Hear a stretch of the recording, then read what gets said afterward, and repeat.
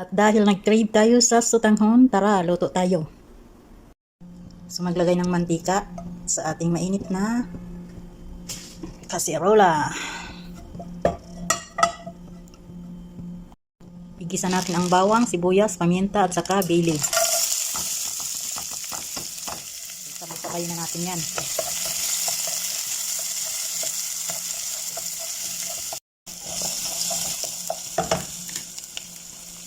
Lagyan natin ng chicken cubes, pang palasa.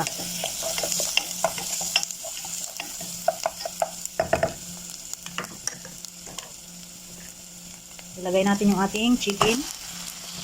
Sinap ko lang siya ng bite size.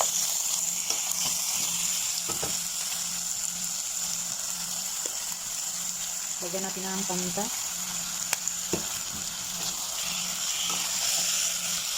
Mitos-mitos na yan. Lagyan natin ng asin.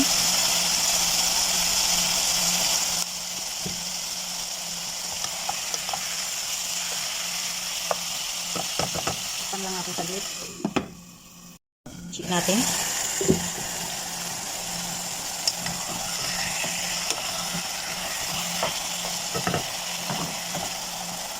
So, lagyan natin siya ng isang pitchin na tubig. Yan.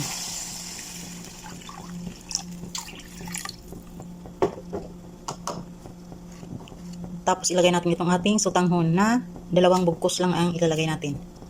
So, hintayin lang natin siya na maluto. Check natin, kumulo na siya. So, tanggalin natin itong mga itim-itim. Sarap nito mga kakusina. Simpleng luto lang ng sotanghon. Chicken sotanghon soup.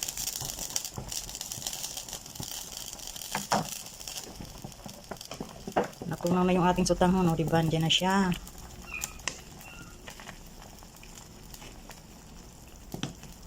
Sarap.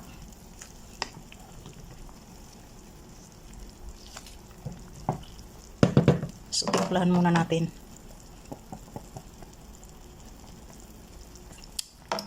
Medyo kulang ng asin, dagdagan natin. Kunti lang. Yan. So, okay na yan. So, ayan, pakuluan pa natin kasi medyo, ano pa yung ating chicken, dapat maluto siya. So, ayan, takpan muna natin siya ulit. So, ayan, i-check natin yung ating sotanghon soup. Ayan. Diba, luto na siya. So, ganun lang kadali magluto ng chicken sotanghon. Ayan.